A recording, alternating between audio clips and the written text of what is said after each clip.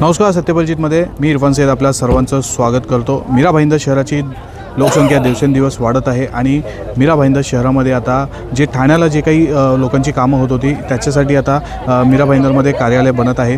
मीरा भाईंदरच्या नागरिकांना वाहन घेतल्यानंतर ठाण्याला हेलपाटे मारावे लागत होते गाडीच्या रजिस्ट्रेशन संबंधित। आता त्या संबंधित मीरा भाईंदरकरांना कुठेही जाण्याची गरज नाही, कारण की मीरा भाईंदरच्या उत्तम परिसरामध्ये शासनामार्फत उपप्रादेशिक परिवहन कार्यालय या ठिकाणी बनवण्यात येणार आहे। 2.5 एकरच्या जागेमध्ये ही कार्यालय बनवण्यात येणार आहे आणि 32 लोकांचा स्टाफ या ठिकाणी होणार आहे। त्यामुळे भविष्यामध्ये मीरा भाईंदरमध्ये जर कोणी वाहन घेतलं तर त्याच्याशी निगडीत सर्व कामे आता मीरा भाईंदरमध्येच होणार आहे, त्यांना कुठेही जाण्याची गरज नाही। याबाबत आज याच इमारतीचा भूमिपूजन सोहळा पार पडला आणि राज्याचे परिवहन मंत्री प्रताप सरनाईक यांच्या हस्ते ऑनलाईन भूमिपूजन सोहळा या ठिकाणी पार पडला। या ठिकाणी या कार्यक्रमामध्ये प्रादेशिक परिवहन कार्यालयाच्या अधिकाऱ्यांनी काय माहिती दिली ती जाणून घेऊया। परिवहन विभागाच्या सर्व कामांसाठी मीरा भाईंदरच्या नागरिकांना यापूर्वी ठाणे येथे जावे लागत होते। उपप्रादेशिक परिवहन कार्यालय मीरा भाईंदर MH58 हे कार्यालय निर्माण झाल्याने आता सर्वसामान्य नागरिकांना ठाणे येथे जाण्याची आवश्यकता भासणार नाही। या कार्यालयाची रचना ही खालीलप्रमाणे असणार आहे। 1 उपप्रादेशिक परिवहन अधिकारी हे पद, 2 सहाय्यक प्रादेशिक परिवहन अधिकारी, 8 मोटार वाहन निरीक्षक, 10 सहाय्यक मोटार वाहन निरीक्षक, 1 प्रशासकीय अधिकारी, 2 कार्यालयीन अधीक्षक, 4 वरिष्ठ लिपिक, 2 टंकलेखक आणि 2 वाहन चालक असा एकूण 32 लोकांचा सुसज्ज स्टाफ कार्यालयास मंजुरी देण्यात आलेली आहे।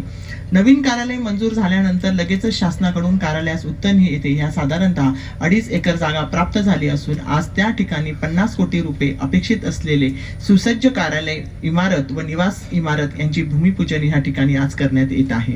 मीरा भाईंदरच्या जनतेच्या येणाऱ्या पुढील 50 वर्षाच्या गरजा लक्षात घेऊन या कार्यालयाची रचना करण्यात आलेली आहे।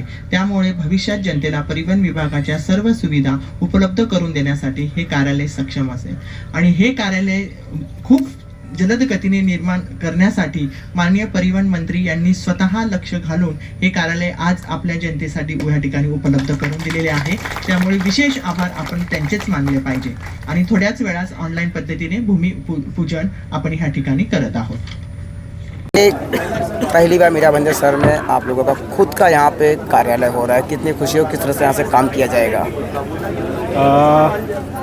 मराठी में चलेगा ना? हाँ, आज उपप्रादेशिक परिवहन कार्यालय मीरा भाईंदर संकेतांक MH58 या कार्यालयाच्या इमारतीचे व निवासी इमारतीचे भूमिपूजन सोहळा राज्याचे सन्माननीय परिवहन मंत्री प्रतापजी सरनाईक साहेब यांच्या हस्ते ऑनलाईन पद्धतीने पार पडला। प्रादेशिक परिवहन अधिकारी माननीय हेमांगिनी पाटील मॅडम यांनी त्यांच्या भाषणामध्ये सांगितल्याप्रमाणे साधारणतः 32 अधिकारी व कर्मचाऱ्यांचा स्टाफ असणारं सुसज्ज परिवहन कार्यालय माननीय परिवहन मंत्र्यांनी मीरा भाईंदरसाठी मान्यता दिलेली आहे। या माध्यमातून ज्या कामांसाठी पूर्वी मीरा भाईंदरच्या जनतेला प्रादेशिक परिवहन कार्यालय ठाणे या ठिकाणी जावं लागत होतं, ती सर्व कामे या ठिकाणी मीरा भाईंदरमध्येच पूर्ण करता येतील आणि जनतेला यामध्ये वेळ, पैसा आणि त्यांचा श्रम या सगळ्यांचं बचत होण्याची मदत होईल। अभी कहेंगे उत्तर में ये RTO का कार्यालय खुलने जा रहा है, नागरिकों को बहुत सुविधा होगी यहाँ पर।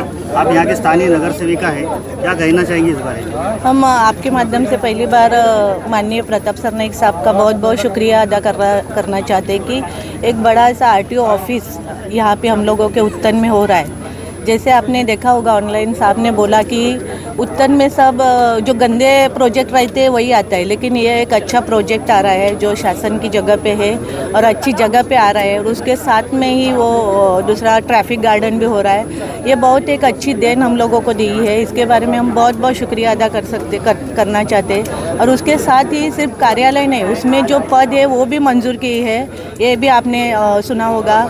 और उसके साथ जल्द से जल्द 1-1.5 साल के बीच में ये RTO ऑफिस खड़ा रहेगा और उसकी सुविधा पूरे मीरा भाईंदर शहर को होगी।